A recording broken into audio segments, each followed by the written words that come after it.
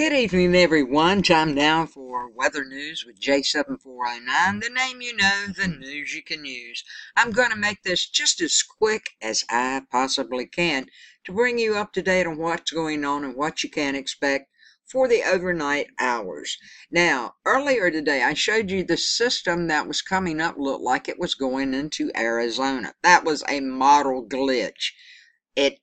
Sometimes this happens, people. Don't worry about that as of now. If anything happens, I'll be sure and let you know. But this is what it's looking like as of now with the latest run at 12 noon, courtesy of Tropical Tidbits on the GFS. So let's turn it on. We got a whole lot of rain that's going to happen, people. Very unsettled weather. It's going to continue, and it's going to be the case for much of the eastern United States through the end of the work week.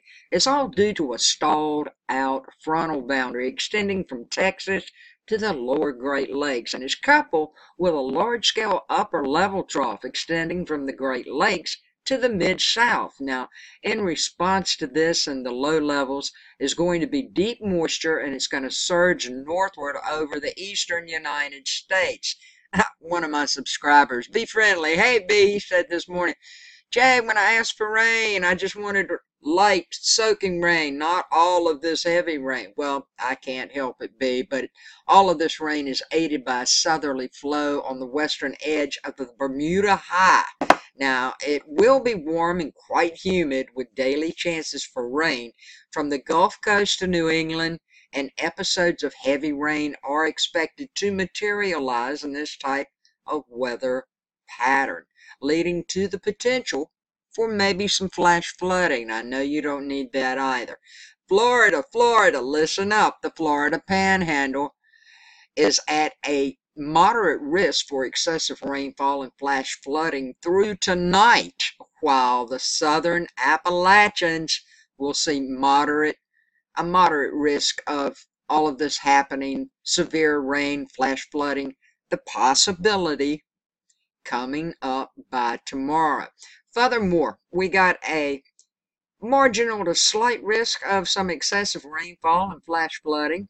It's been outlined from the Florida Panhandle northward through the Appalachians and into the Northeast for the remainder of the work week. Now, in addition to all of the rainfall concerns, the unstable atmosphere could lead to strong to severe storms. And where should these happen? Well, they're outlined from Georgia and South Carolina, as well as portions of the upper mid-Atlantic as being at a slight risk for seeing some severe thunderstorms this afternoon and into the overnight hours. Persistent upper-level ridging across the western U.S. will lead to mainly dry conditions for the Pacific Northwest and much of the Intermountain West. Temperatures are expected to remain above normal for much of this region throughout the remainder of today, but will begin improving by tomorrow. However, the continued combination of the winds and dry air has led to red flag warnings across portions of the Intermountain West, the Northern Rockies, and much of Montana through at least all day tomorrow.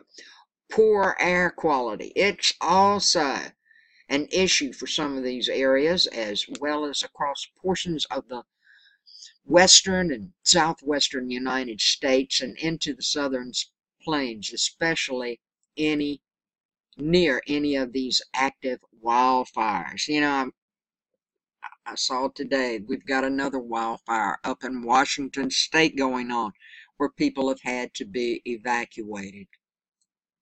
I always like to take a quick check of the CAPE index, which measures, of course, all the energy in the air and where it is more prevalent and where the chance of these severe thunderstorms, which could develop into tornadoes or waterspouts, might happen.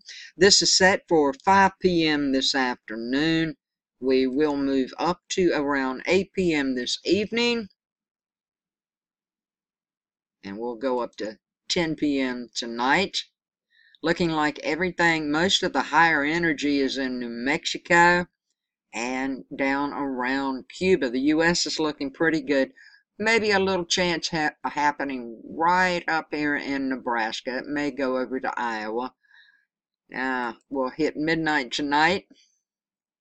Looking like it stays the same. We'll go up to around 4 a.m. tomorrow morning.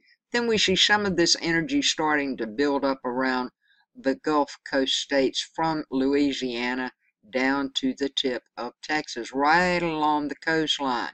Some severe weather may pop up in the very early morning hours. Also, here we go, Florida. You might have a chance of this happening also.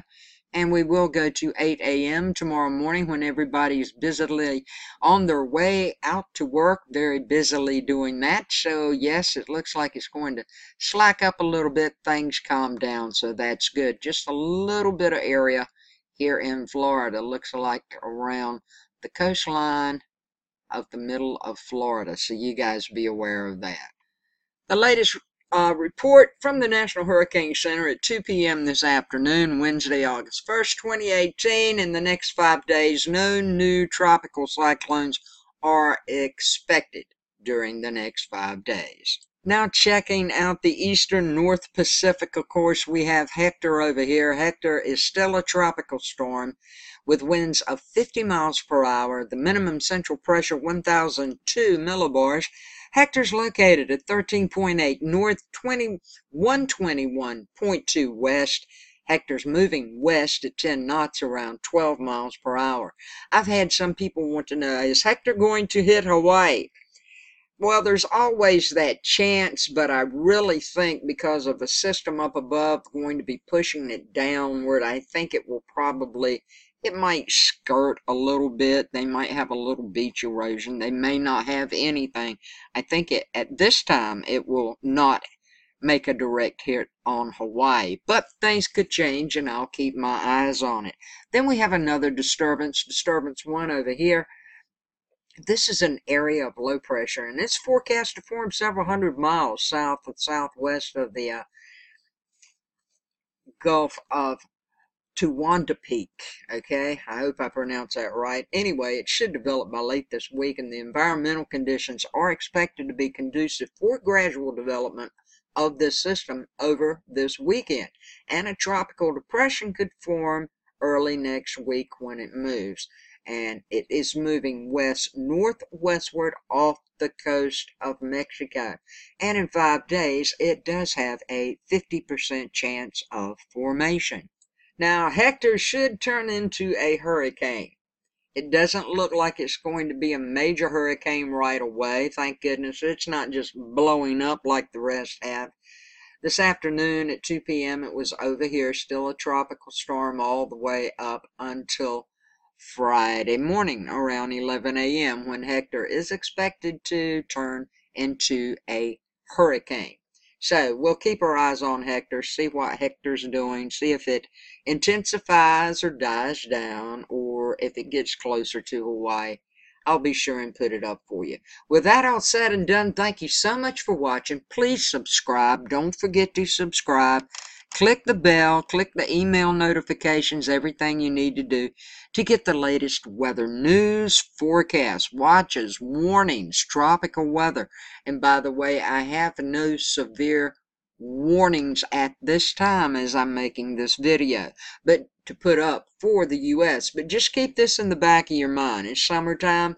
These thunderstorms could pop up at any time, anywhere. I love you guys so much. Thanks for everything you do for me. Be safe. Have a good evening, a blessed evening, and peace, love, and kindness to all.